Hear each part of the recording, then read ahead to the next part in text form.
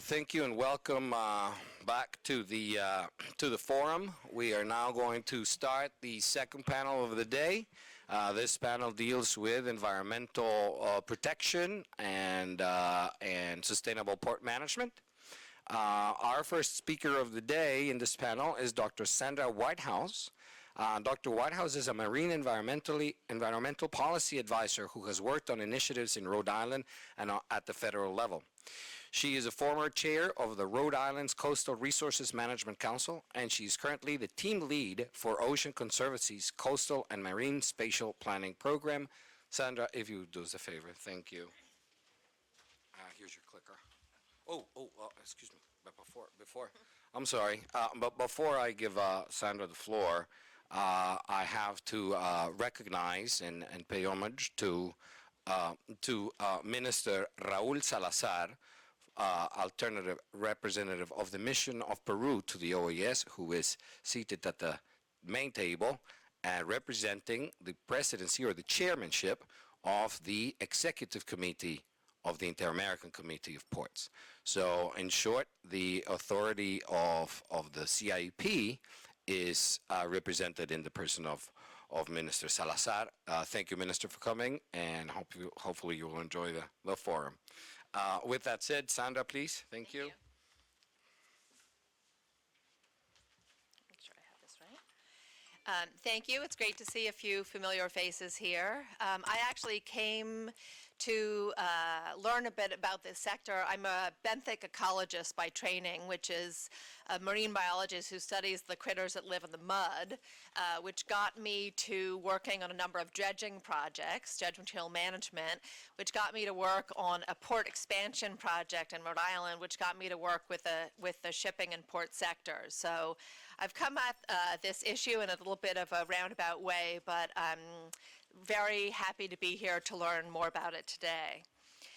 So I wanted to focus on some work we're doing here in the United States, since I know many of you have companies that bring product in or out of the United States. And I think it's also an important work that could be expanded into other areas. And that is the issue of marine planning and what we're doing here in the U.S. Now I'm just going to see if this works. No. There we go. So what we're really looking for, all of us, I think, is this sort of intersection. Is that? Yeah, there we go. Among what our societal needs are, and someone mentioned that earlier, our economic needs for our world and our ocean, as well as making sure that it's maintained in a healthy ecological way. This is really the essence of the National Ocean Policy that was put out by President Obama in the form of an executive order in the summer of 2010. So it says protect, maintain, and restore our ocean health, but be able to accommodate emerging uses such as wind farms while maintaining our very important existing uses such as shipping. In order to do this, we need to look at the big picture. We need to look at things on an ecosystem basis. And I don't know if you can see, but there is a ship coming down the Mississippi River. But rather than managing, as we've done in the past, with just one sector at a time, just shipping or just fisheries or just oil and gas development, all of these are connected, and so they need to be considered in a more holistic way. In order to do this, we have created a National Ocean Council, which is a way to coordinate the various federal agencies that work on ocean issues. There's actually 20 agencies in the United States that administer over 140 separate federal laws. So it's been somewhat difficult and confusing in the past when we're dealing with issues such as ballast water management, as an example. Some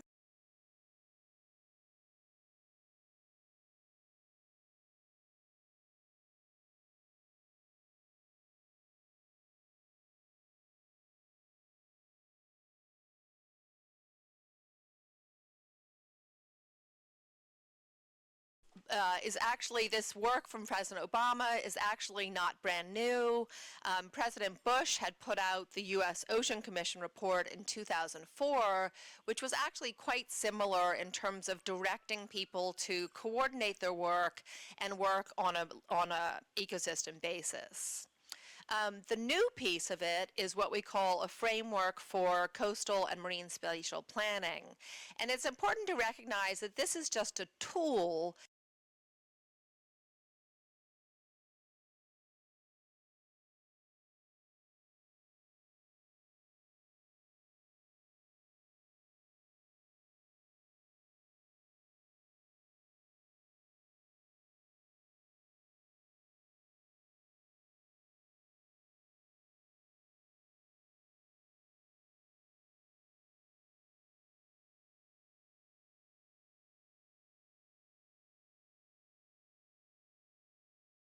showing 5 different data layers. When you're actually doing a plan, it can be hundreds of data layers. It's also very important that all of the appropriate stakeholders come around the table to not only define what the data that they have that they can bring to the planning process, but even more importantly, what are their future needs? You know, we heard a little bit about post-Panama Canal, new short sea shipping routes. The industry is changing, and the planners need the stakeholders like you to be able to define what you need for your doing business in the future. So this is a proactive planning to reduce conflicts, whether it's conflicts between where we're going to site a new wind farm and shipping, or conflicts with like building a hydrokinetic facility and an important manatee area. And this is just a quick example of why we need this kind of planning in the United States. The green boxes are where the Department of Energy dictated people should look for wind energy areas to develop wind farms. Unfortunately, they hadn't coordinated their work with the Coast Guard, so you see the AIS vessel tracks are actually coming right through that potential wind development area. Clearly, that would not be compatible uses. Luckily, we had the Mariners Advisory Committee in the Mid-Atlantic, which included the Port of Baltimore, some of the Coast Guard, some of the tug operators, who actually went to the Department of Interior and said, this is a problem. We need to minimize that wind energy area. You can see the shipping lanes coming out of the upper right corner. So that wind energy area was reduced. My point, though, is that that never should have been designated. That information should have been available in a plan in a more proactive way. I'm going to take you quickly to my home state of Rhode Island, where we had done this kind of a plan just for state waters. It was completed in 2010. We also wanted to build a wind farm, maintain our existing uses, and conserve important habitat. So if you're going to build a wind farm, these are some of these mapping data overlays that you need to collect. Obviously, wind speed, how deep is the water.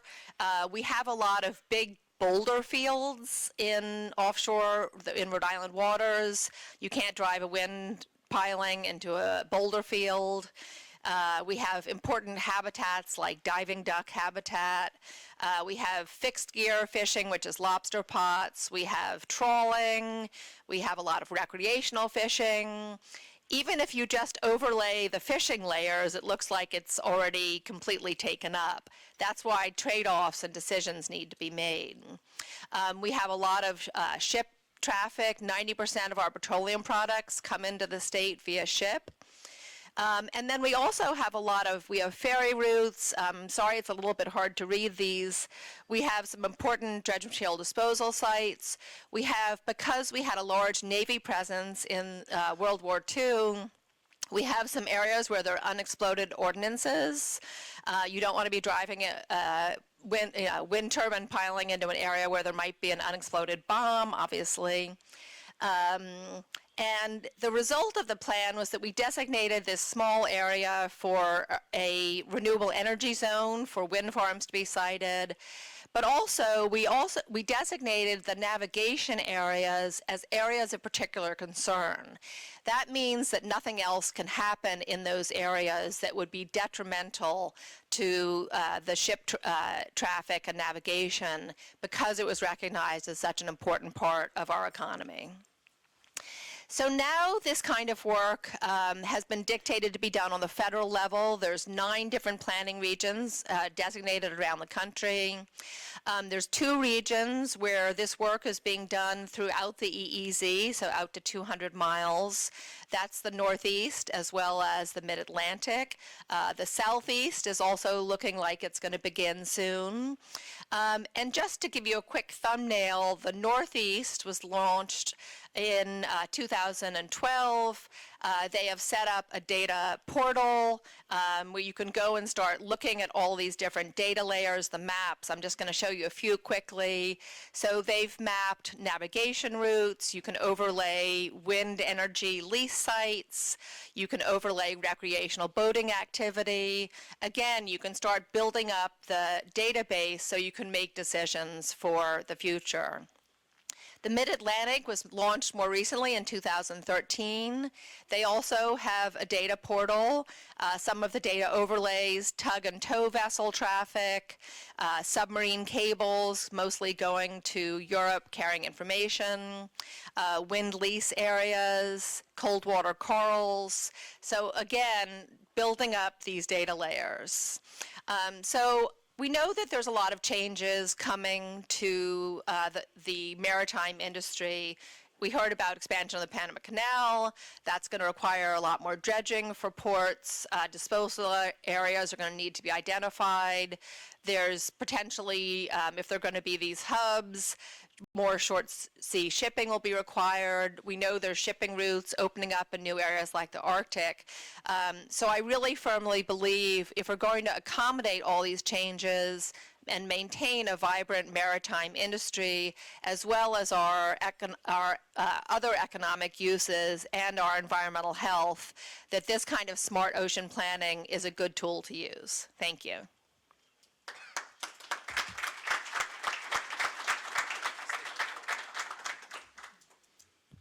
Thank you very much to Dr. Whitehouse, Sandra, for a wonderful presentation that actually made me think of things I hadn't thought about. I have, while I open the floor to questions and comments from the delegations and special guests, do you use GIS software like ESRI software or particular? Actually, one of my slides has the ESIRI logo in the corner of it. Yes, ESRI is. Obviously they're collecting an enormous amount of information. I'm not the person who actually does these plans, but certainly the planners in these regions are heavily reliant on GIS software. And what I often say to people is this kind of planning wouldn't have been possible even 10 years ago, because we just didn't have the technological capability that we have now. I like to hold up my phone and say, I know where I am and my kids are at any minute of the day, because we're so used to having GIS capability now. And that's certainly a very important part. But it's not just the spatial aspect of planning. It's also very important to understand the socioeconomic impacts of various sectors. And I think particularly for the marine transportation sector, the average American doesn't understand that 90% of their goods and services don't come from Walmart. They're delivered by ships. And so making sure that the planners recognize the importance of these navigation routes and the ports as part of our marine infrastructure is important to bring into the planning process. Thank you for that. Any questions for Dr. Whitehouse? None. I guess you were absolutely crystal clear, Sandra. Thank you very Thank much. you. A round of applause.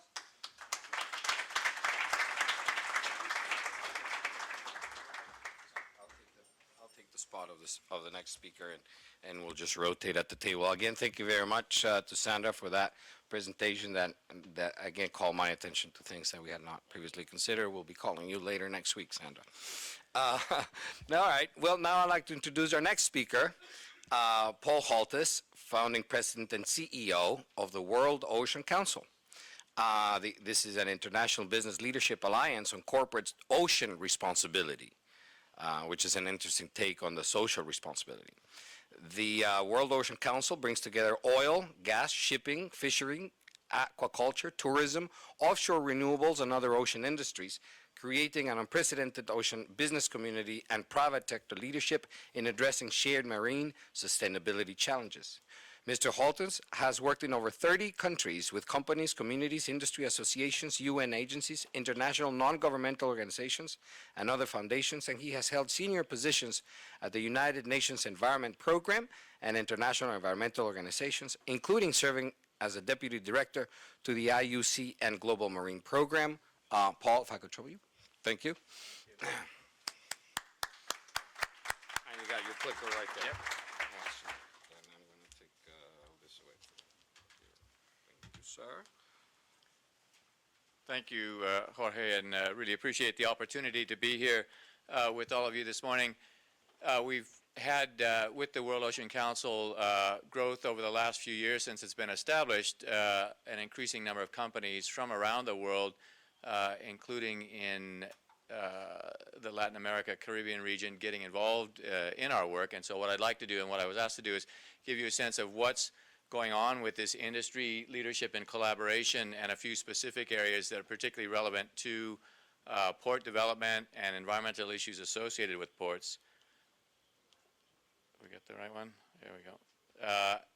To give you a sense of, and Sandra was mentioning the big picture, so really in terms of the ocean issues that relate to ports and environmental issues and sustainability, the real big picture is the global issue, the global ocean, and how those issues then get funneled down into the ports of the world. And so as we get different industries thinking collectively, we help them try and think of their global map, whether they're shipping or fishing or cables or whichever. And the fact that we have this growing kind of uses in the marine realm, not only kinds of uses, but the intensity, duration, extent of use, all creating a series of pressures and opportunities for the different industries, and a particularly important role for ports as we have these variety of uses and their intensity and duration increasing over time. And the trends, as you all know, and we saw in some of the presentations this morning, are for increasing use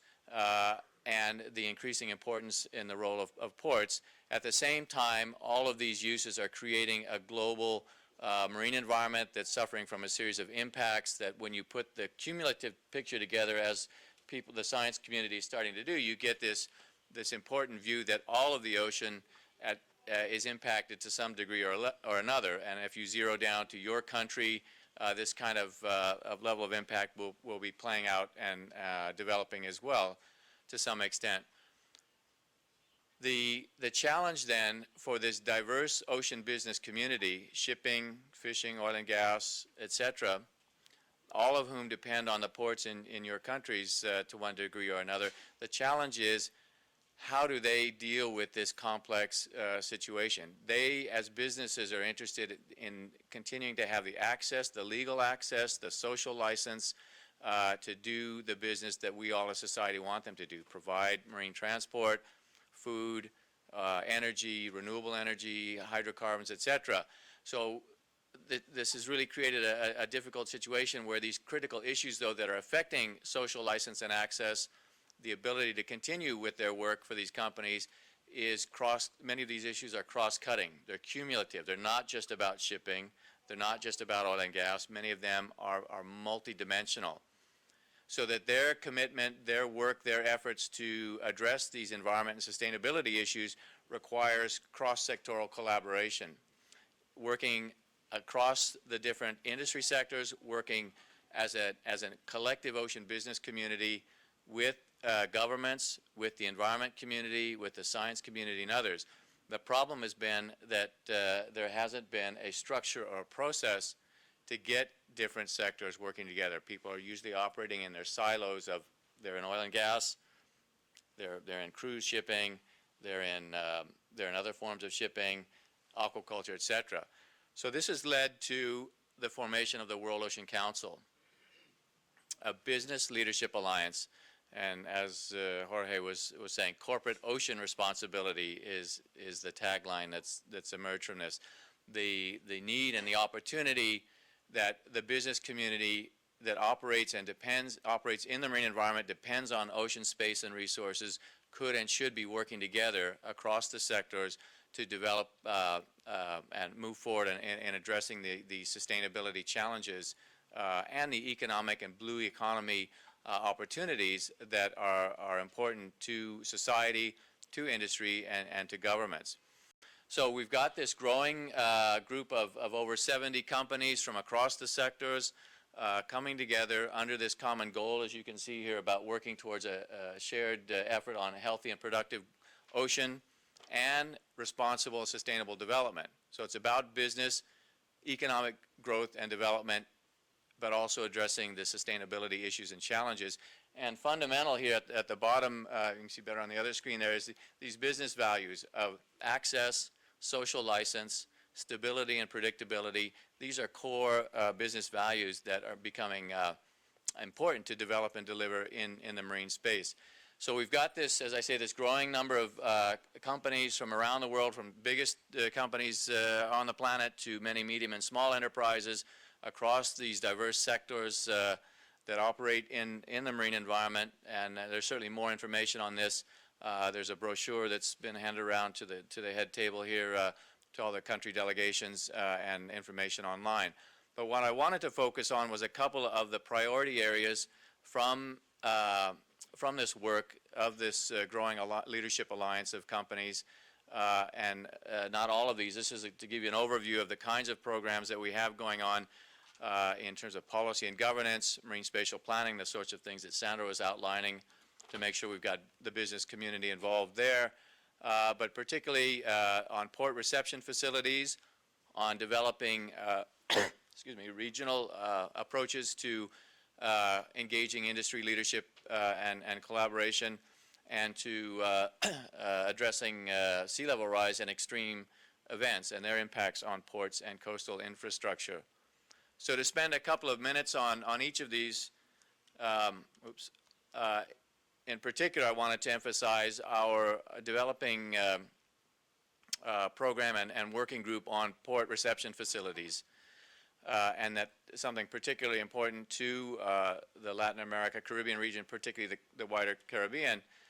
So we have a group of companies who, and this is not just a shipping issue or not just a cruise tourism industry issue. All industries that come to port obviously have waste that they need to discharge. Through MARPOL at the IMO, there is an increasing ratcheting up of the requirements for compliance by all of these industries. But they're being squeezed by this situation, being pressured now to do the right thing. And many companies, such as companies that are members of the World Ocean Council like Maersk and others, they are trying to do the right thing, but without reception facilities, it's difficult for them to comply with the international regulations that are out there. So we're starting this process through our working group to develop a regional approach, and it's a basic, at one level, bringing together the existing work that's gone on, understanding maritime traffic trends, what are the waste streams associated with the different kinds of vessels, what are the existing port reception facilities that are out there, and then working with all of you and your governments in the region, for example, to create a strategic approach to this. Obviously, we don't need all ports to have all kinds of capacity for each waste stream. We need a regional strategic approach so that the various industries that are calling in at the ports in your countries know where they can find adequate and economically viable reception facilities, and developing then the work plan, the roadmap, the investment strategy to help make that possible. We do have, and I just came from meetings again yesterday at the World Bank, there's an interest in the multilateral institutions, and I'd certainly be happy to pick up this discussion with IDB as well, in helping countries address this need and working with the industries and working with the World Ocean Council to bring industries to the table. Let's develop this strategic plan and really make sure that we've got the facilities so that we can minimize and reduce the debris streams that are coming into your waters. And certainly they are, the World Bank is interested to know which countries are interested in collaborating with the ocean industries and the World Bank on this. I will just mention the last thing on the port reception facilities, that this is also a set of opportunities. There are businesses that do the innovation, create the different kinds of solutions, as you see listed there, in terms of improving supply chain practices, and we heard some examples of that on other issues this morning, increasing the efficiencies of shipborne waste management and handling, and looking at new technologies, new approaches and innovations, such as shipborne waste support reception vessels in ports where, for example, maybe land is not available for a shore-based facility. And in fact, we have a major shipbuilding company that's looking into this as a new line of effort. Let me just spend a minute here or two on a couple of other things. One is that we, at the World Ocean Council, we've had an increasing interest in creating regional multi-industry leadership groups. So I've highlighted here the Arctic. We have that going on. We've created the first international multi-industry leadership council for the Arctic, bringing shipping and fishing and oil and gas and tourism and mining leadership companies together. The next on the list in terms of the importance, where we've had an expression of interest in that, is for the Caribbean. So we're looking at getting the key industries in that part of the world working and thinking together about how they can be leaders in ensuring environmental quality and sustainability of maritime operations in that part of the world. The other thing I wanted to touch on very briefly is our emerging working group on adaptation, port and coastal infrastructure adaptation to sea level rise and extreme events. Obviously a critical issue to much of Latin America and the Caribbean, working to get industries helping move this work along, making sure we've got a global sharing of experience and knowledge in how to adapt ports to this growing threat and impact of sea level rise and hurricane and cyclone and typhoon impacts that obviously certainly in the Caribbean region there's a lot of experience in that.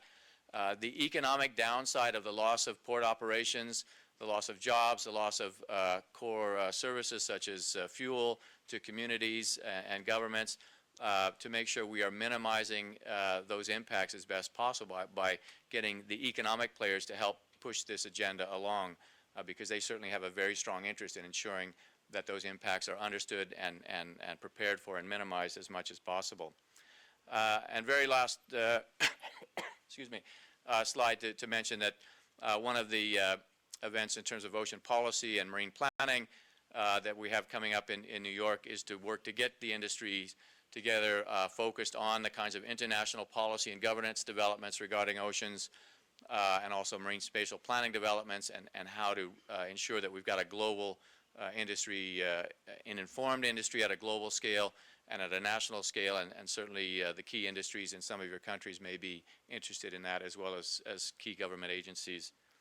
And with that, I'll stop and appreciate the opportunity and mention my colleague in the work on the port reception facilities is Lloyd's Register, one of our leadership companies, and we certainly look forward to working on these issues with all of you as there's interest. So thank you very much.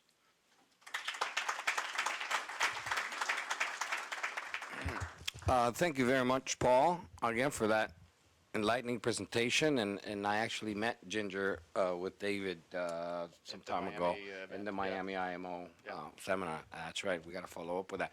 Anyway, again, opening the floor for questions or comments to Paul Holt's presentation. Por favor, Uruguay.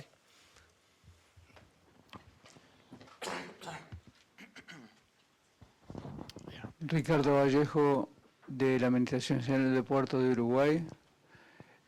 Para ambos disertantes, mis felicitaciones. Quería tratar primero a la doctora Whitehouse sobre su disciplina sobre biología. Existen también especies invasoras que atacan muchísimo a las instalaciones portuarias, a los buques, a las tomas de agua de buques, a las tomas de agua de las industrias, y quería saber de qué forma Estados Unidos combate este tipo de acciones sobre las aguas de lastre. La otra es relacionada con el tragado. Evidentemente que la toxicología en el tragado, no solamente de especies que están en el fango, o sea, especies vivas que pueden estar allí introducidas, sino también metales pesados, y esos metales pesados muchas veces tienen concentraciones altas y no pueden ser dispuestos cerca de la costa o en zonas costeras, sino que deben de ser a su vez tratados, porque no se pueden disponer en mar. Y la otra pregunta que quería hacer era relacionado con los ecosistemas de las bahías, porque muchas bahías han generado ecosistemas. Yo vengo de un país pequeño, el puerto de Montevideo es un puerto pequeño, pero de los proyectos de desarrollo que se han realizado en el puerto, se han generado ecosistemas que estamos investigando, están en la etapa de investigación. Por ejemplo, antes no había aves en la bahía de Montevideo, ahora hay 41 especies diferentes de aves, y también elementos pelágicos como por ejemplo peces, alevines, etcétera, y cangrejos.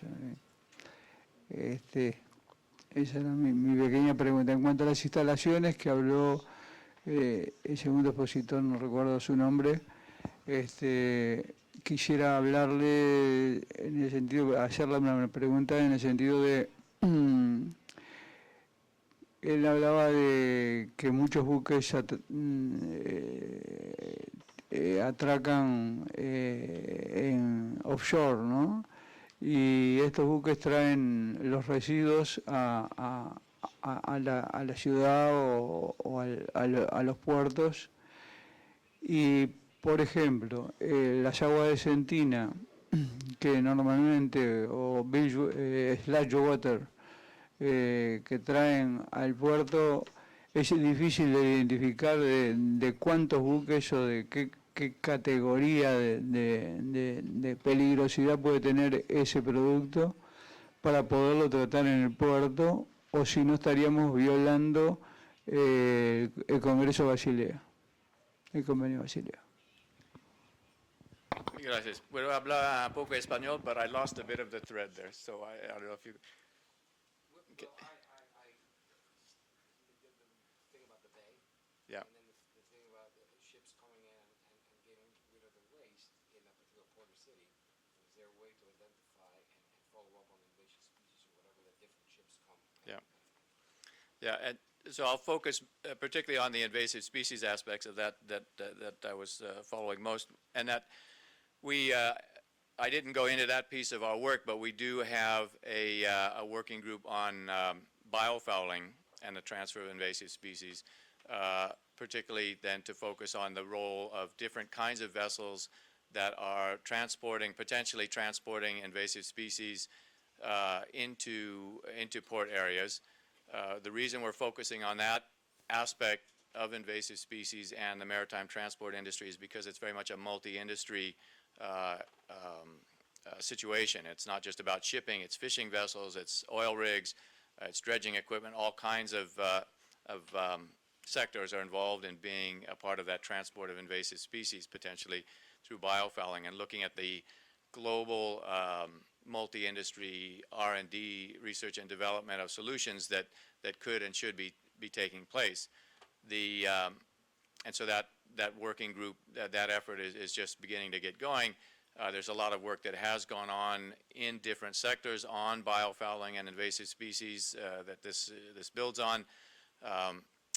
The other key vector for invasives is, of course, ballast water, and that there's a lot of work going on that with the key agencies and through the IMO we've been less involved in that because so much is going on. There is the convention that's hopefully going to be in force very soon. And as these different issues become important at different parts of the world, we're looking to, through that regional program development that I mentioned, get the industries together at a national or regional level to really focus on the work that can help address the issue in, for example, in your country. Thank you very much, Paul. I'm going to then ask you to trade seats with me. Yep.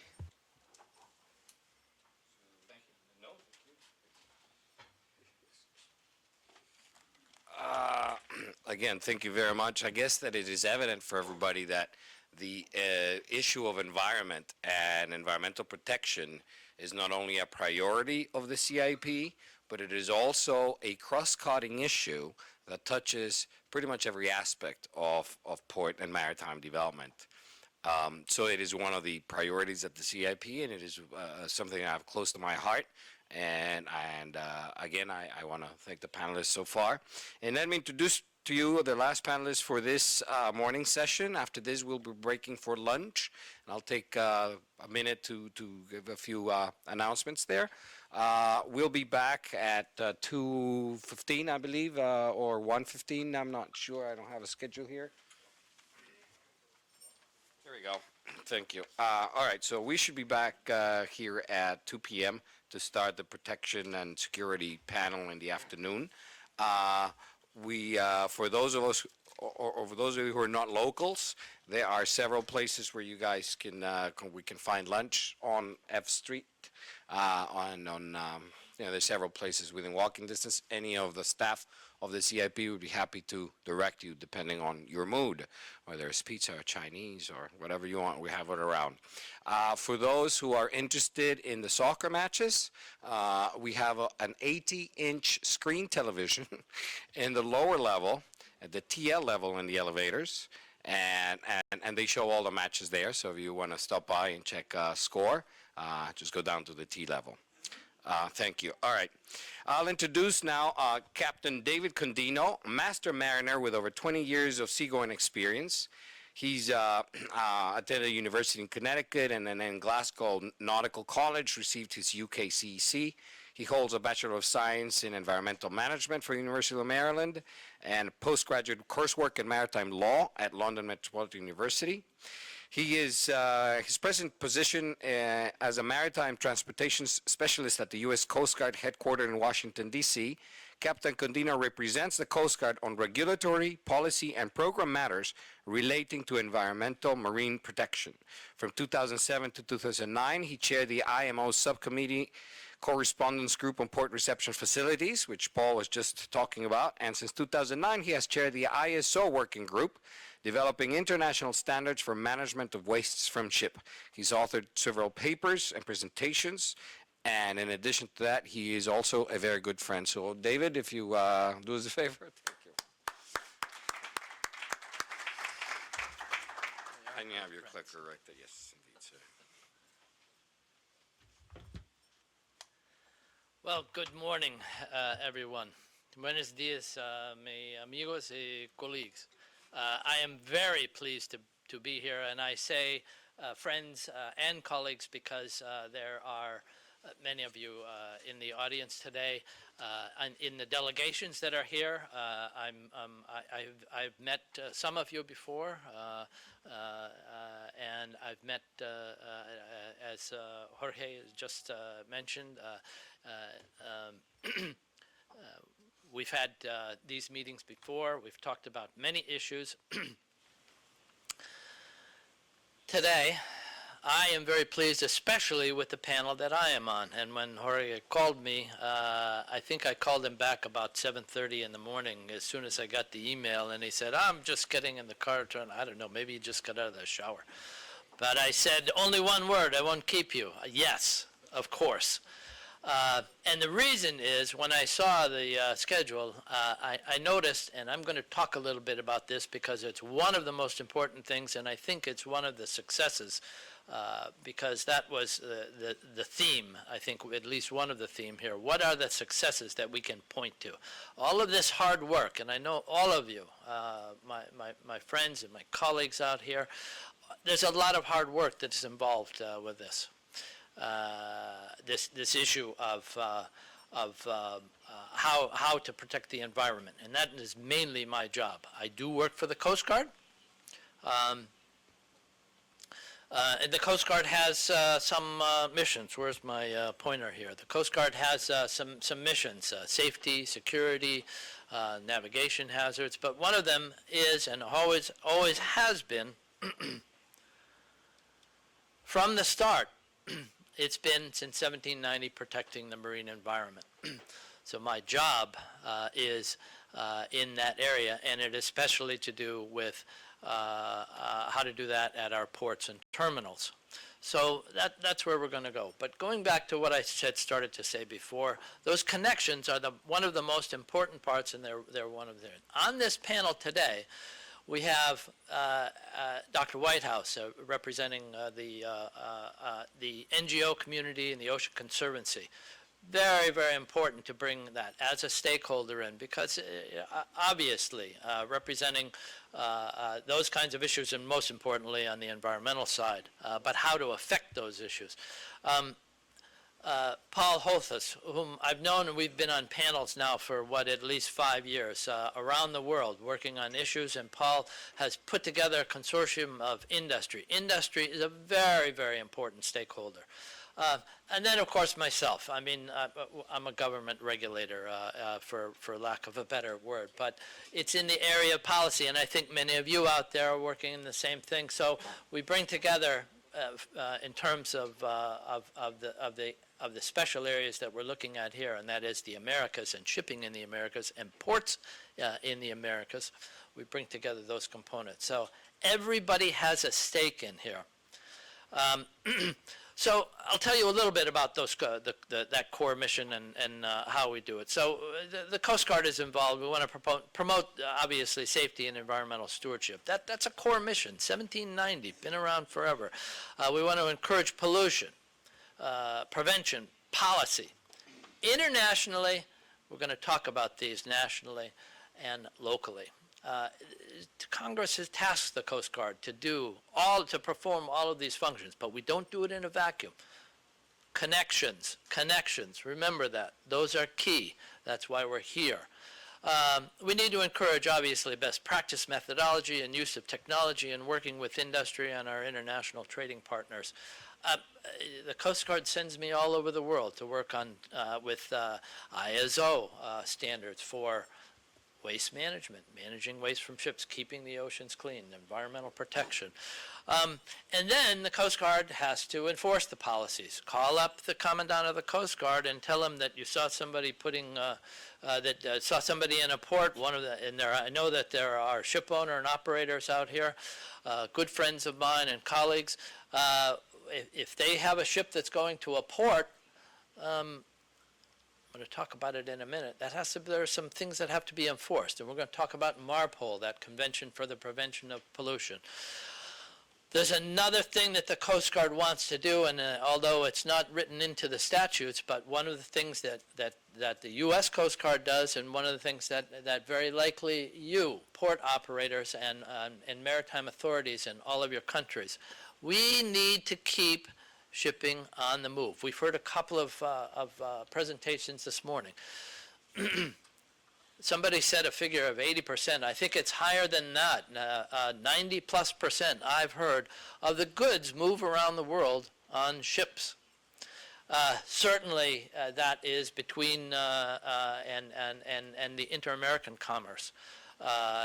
It's at least that, if not more. That's the way it's done. It's the most efficient. It's the most environmentally efficient means of moving goods and services. We've already heard something like that from our colleague from the presentation this morning. It's well known.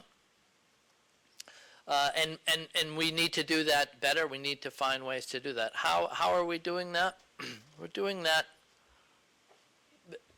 by working on those issues, by connecting those issues, and by connecting the people that have the expertise to do that.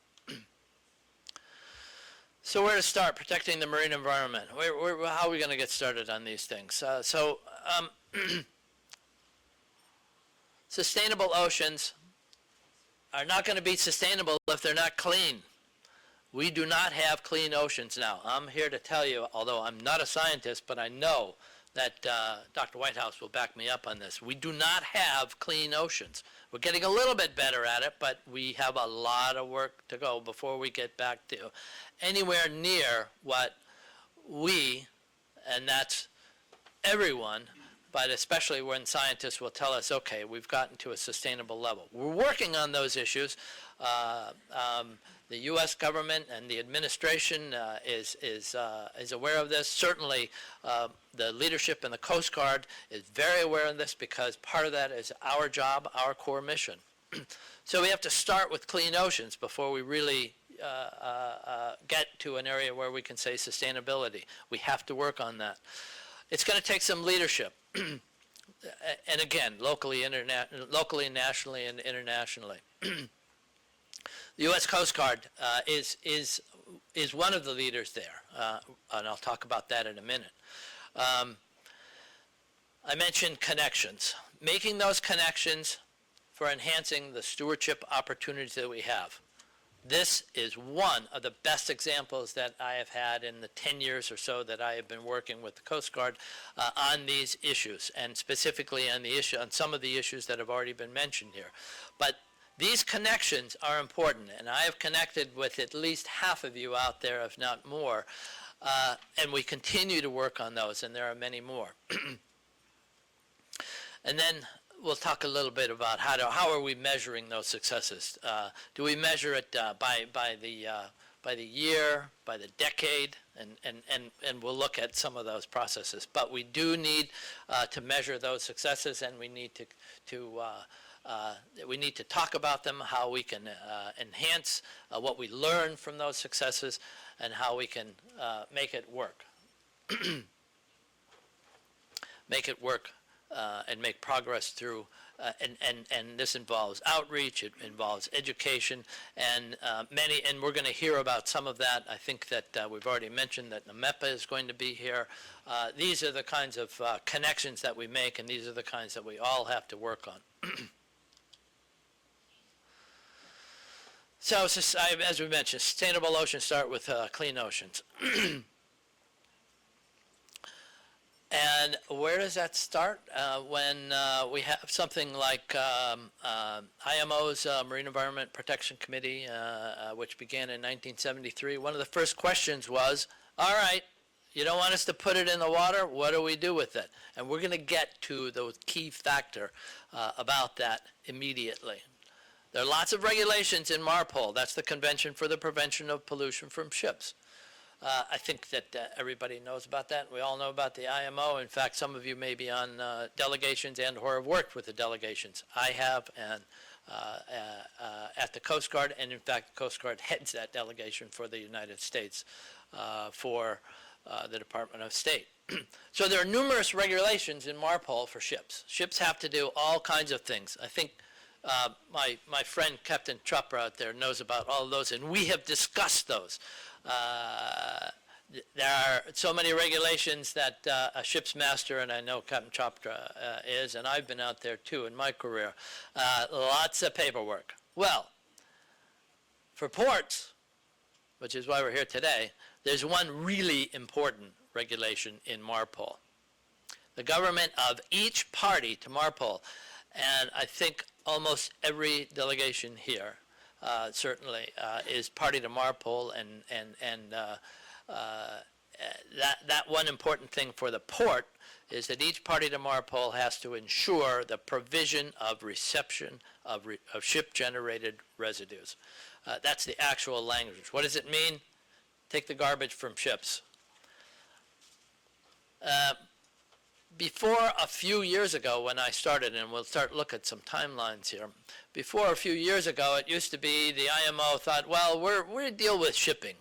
You know, when we put it at the pier, they've got to have a reception facility. We don't really care about that. I know for a fact, because we've discussed this report, almost every one of the delegations here, we have discussed the fact that there's something that happens when it hits the pier. We have to be responsible about where it comes from, what's done on board the ship, and what's done when it gets to the port. And the port, this is the key piece in how to keep waste out of the oceans and how to get to sustainability when we talk about, at least when we talk about ships waste. As early as the Marine Environment Protection Committee's second meeting in 1974, port states were indicating that that provision in MARPOL 1973, and this is mainly in Annex 5, which is ship's garbage, they were already reporting problems. Well, we can't do it, we don't have that, all kinds of problems. I'm here to tell you today, I started doing this in 2005 with the government at the Maritime Administration, actually, and went to the Coast Guard where they gave me this program. They now call me Captain Garbage instead of whatever, a captain of a ship. Well, I don't mind because I spent a lot of time out there and I know it's very important. However, 1974, that's like, what, 40 years ago? We still have the problem today, and the problem persists.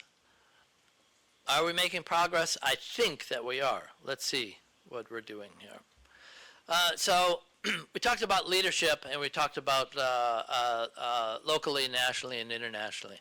At the IMO, the Coast Guard is working, and in fact, I support the Coast Guard's IMO delegation. We've been working with member states around the world. Again, connections and collaboration. Nobody is going to work in a vacuum on this because ships go all over the place all the time.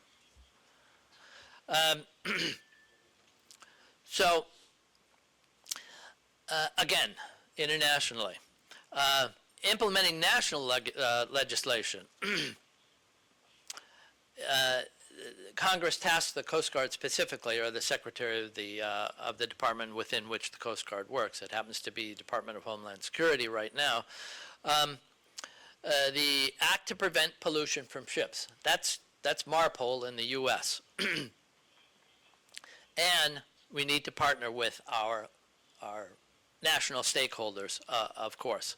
But then, at the local level, the Coast Guard works at the captain of the port level. Captains of the port have lots of authority delegated them to implement MARPOL and the U.S. regulations, the Act, and basically what the Act says. It's quite a short law. The Act says, okay, everybody in the U.S., MARPOL is it. Obey MARPOL.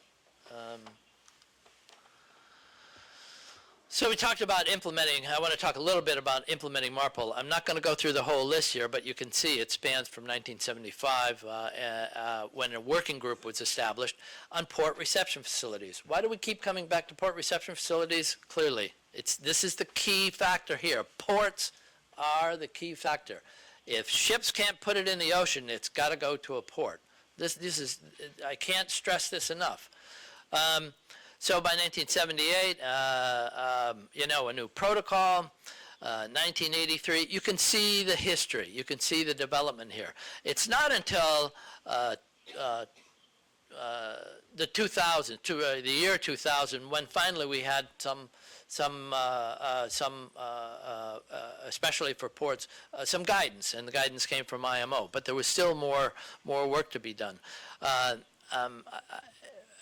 In past presentations and working groups, in fact, down in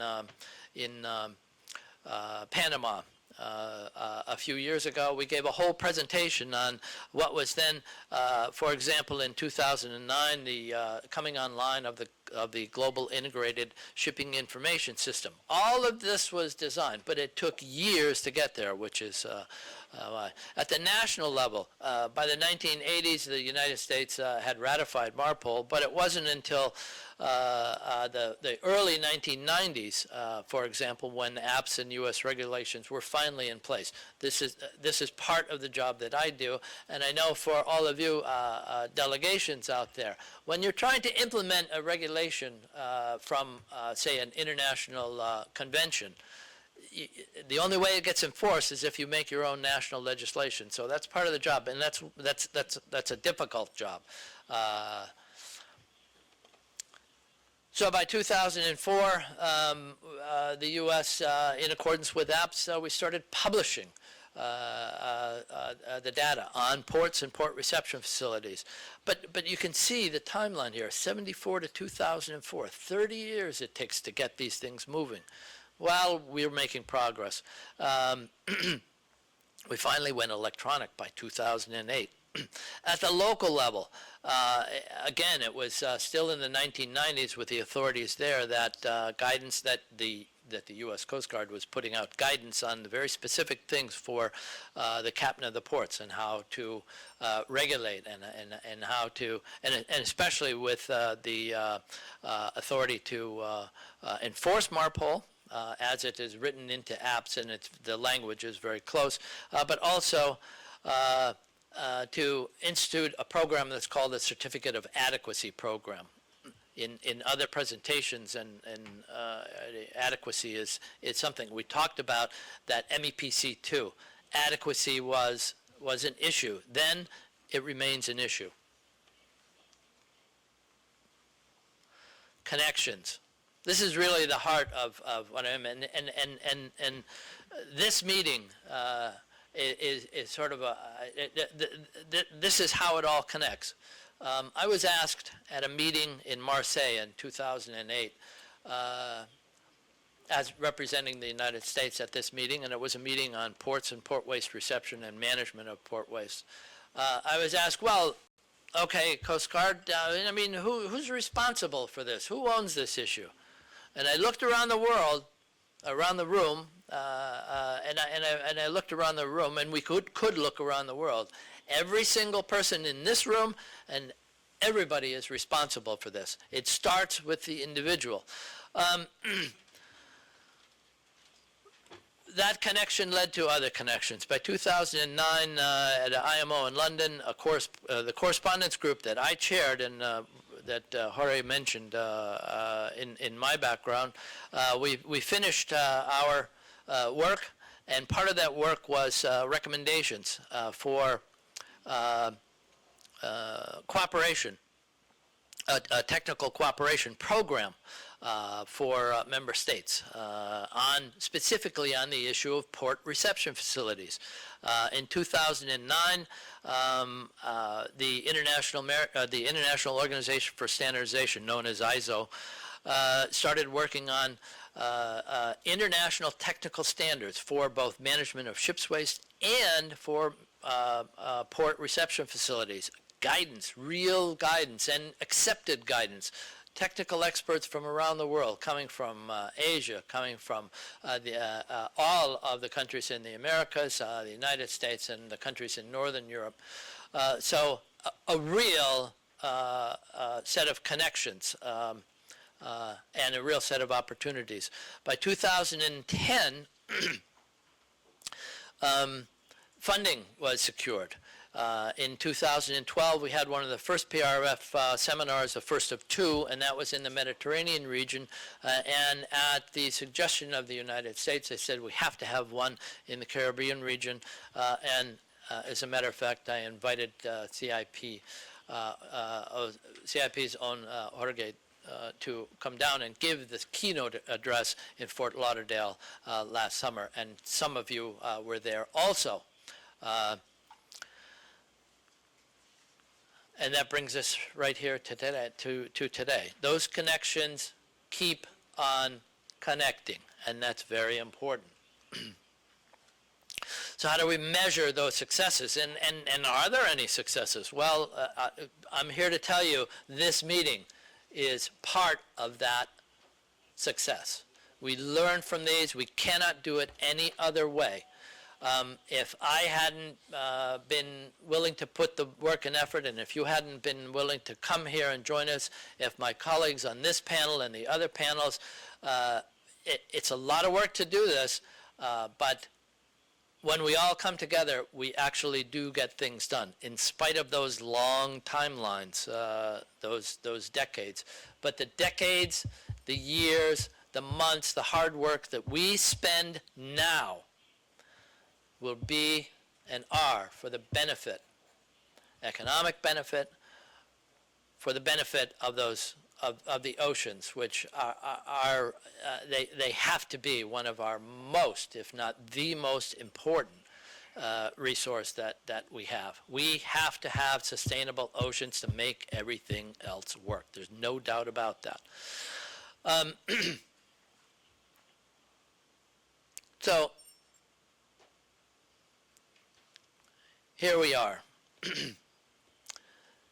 When we were asked to point to one big success, and I feel especially proud of this. I think my organization, the Coast Guard, even gave me some sort of certificate or something for this. That it's not about, you know, an award. It's not about anything except that the wider Caribbean region special area required a lot of work. It was in 1991 that the IMO, all of the nations, and many of your delegations all got together, and we said, oh, the wider Caribbean region is really deserves to be protected. It is a special area. We all know that. And there are good reasons for it. Whether it's coral reefs or whether it's the economic resources to be had, the fishing, the tourism, and all of those beautiful, beautiful islands and beaches that are all from your countries and that many of us up north here love to enjoy. It represents thousands. I didn't calculate it out, but it's in the millions of square miles of wonderful resource. It does have to be protected. It can't be done, at least the waste from ships, if it's not going in there, and it doesn't, and that's part of the deal with the wider Caribbean, with a special area. It is only possible if ports do their part. That's why we're here. This is a great success. We've got a lot of work to do. I'm going to continue doing it. I should be retired and I should be back at sea. And I'll get there eventually. I hope that I get there with some really clean, beautiful oceans. I know how beautiful it is between the Americas. I know how beautiful American ocean is. I'll be out there again. And hopefully I will have done my part to make it better. I know you all are. Thank you.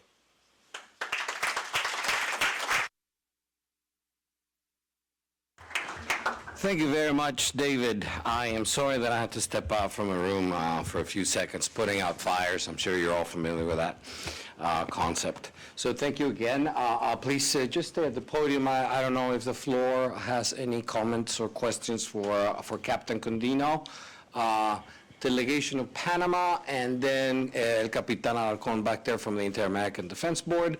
Mayor, the Delegation of Panama, please. Muy buenos días a todos. Primero saludarles, Meredith Pinedo de la Autoridad Marítima de Panamá, y felicitar al expositor por su presentación. Es un tema, uno, interesante, dos, un tema preocupante en ciertos aspectos. Si bien hablábamos del tema de instalaciones de recepción de desecho, mi inquietud particularmente, y bueno, no está regido bajo el convenio Marpol, pero es específicamente las instalaciones de recepción de desechos para el tema de agua de lastre, que ya involucran un convenio que está próximamente en vigor, que es el Convenio Internacional para la Gestión de Agua de Lastre. Quería saber si ustedes mantienen algún estudio, si la industria se encuentra preparada, en particular, para tratar este tipo de sedimentos, en particular lo que son instalaciones de recepción de desechos para tratar estos sedimentos. si bien hay una responsabilidad tanto de Estado de bandera, también hay una responsabilidad de Estado ribereño, pues que compete directamente a lo que son las administraciones o autoridades portuarias. Entonces ahí me gustaría saber los avances y su consideración respecto a la industria en particular, si está preparada.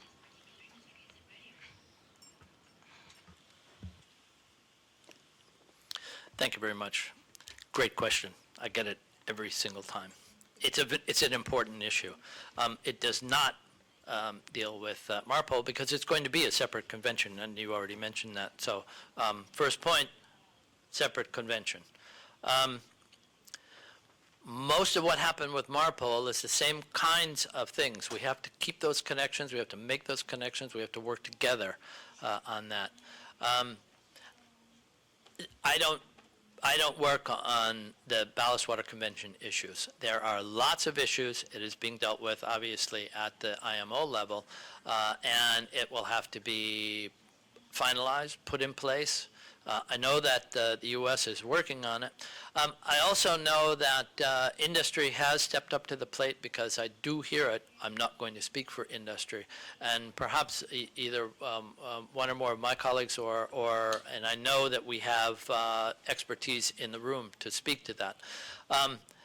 Yes, an important issue. The reception facility issue, I mean, these are some of the issues that I know about, and perhaps when it gets signed and when it gets implemented, when that happens, at least in the U.S., it may fall on my desk. I'm the reception facility guy, and it is an issue.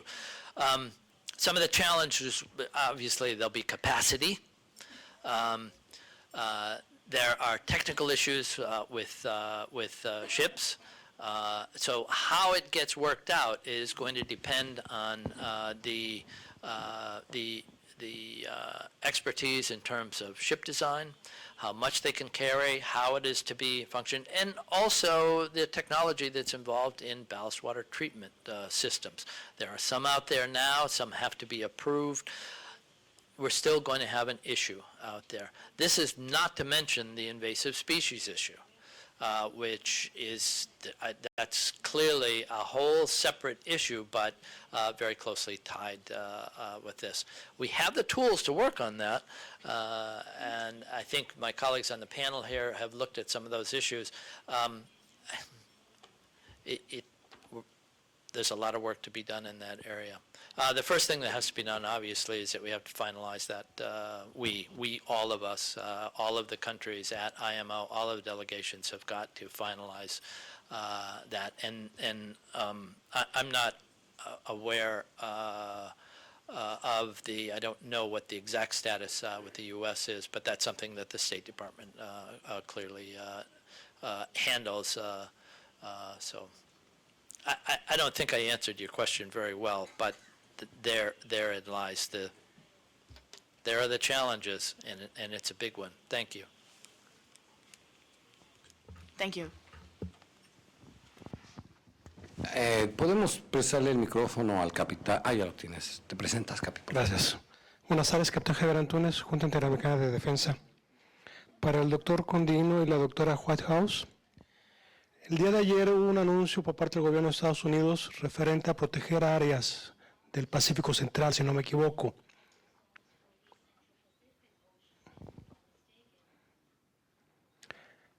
¿Qué significa para el doctor Condino y para la doctora Whitehouse el que el gobierno de Estados Unidos haya declarado esas áreas protegidas, ya que un área protegida que no se cuida y no se atiende resulta ser prácticamente un área no protegida? ¿Cuál es su punto de vista como parte de estadounidenses como tales y por parte del... ¿Qué significa para ustedes ese reto?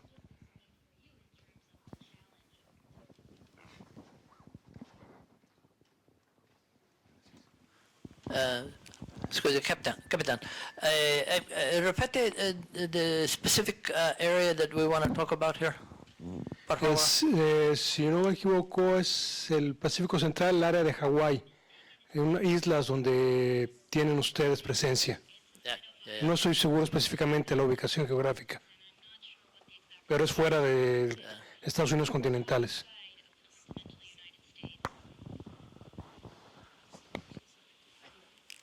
So I think what you're speaking about is the Northwest Hawaiian Islands. Yes. And actually, that's the 200-mile economic zone around all of those islands, out from Hawaii all the way out to Midway, or it's the northwest part of those islands. It's a very large ocean area, and I believe that was declared it was declared a national monument under the by the U.S. That is under EEZ international regulations, part of U.S. at least from a stewardship role.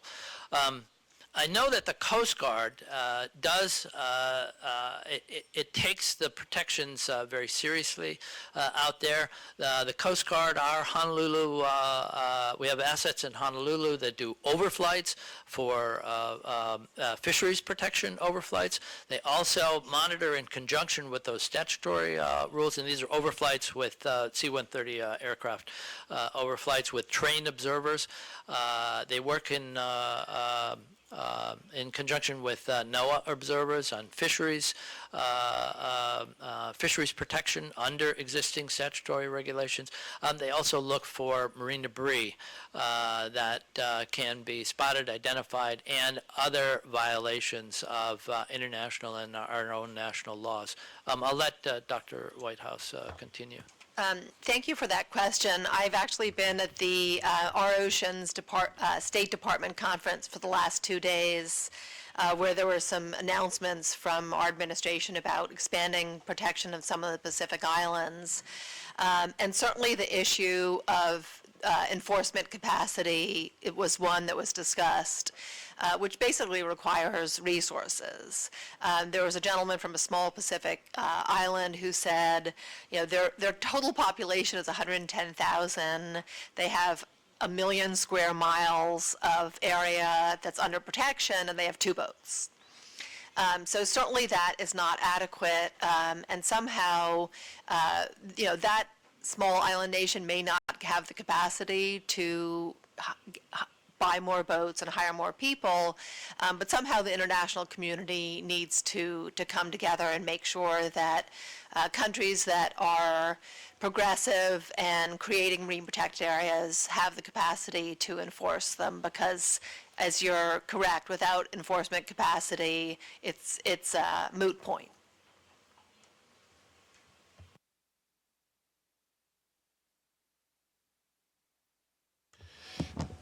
Thank you for a wonderful by two people explanation there. Minister, do you have something to say? Thank you. Bueno, buenas tardes a todos. Mientras tengo este temporal honor de representar al presidente de la Autoridad Portuaria Peruana, que espero que esté el día ya de la reunión formal, solamente quiero agradecer a los ponentes. Creo que ha enriquecido mucho la experiencia que tengo y fortalecen de alguna manera la identificación que tenemos con un organismo multilateral con la OEA. Primero, la señora Whitehouse y el señor Condino nos han ilustrado sobre la cantidad de intereses y actividades que tienen que un gobierno local, regional o federal coordinar para que el bien común, el mar que todos disfrutamos, tanto como un escenario de intercambios económicos, como recreacionales, o simplemente el tener el gusto de disfrutar la belleza de un mar.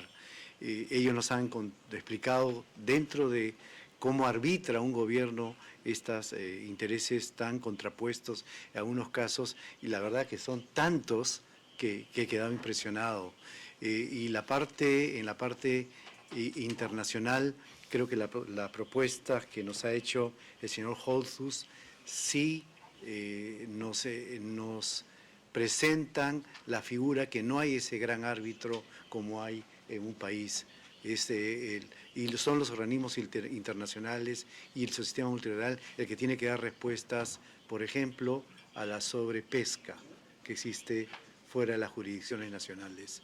Y también quedo impresionado por las demandas y necesidades de una concertación para cómo recibir los desechos que traen industrias quizás que han crecido tanto en los últimos años como la industria del turismo, en un escenario muy frágil de pequeñas islas que a veces será difícil de metabolizar y recibir todo esto. Solamente quiero agradecerles a los ponentes y a ustedes por darme esta honrosa y temporal condición de conducir estos debates. Muchas gracias.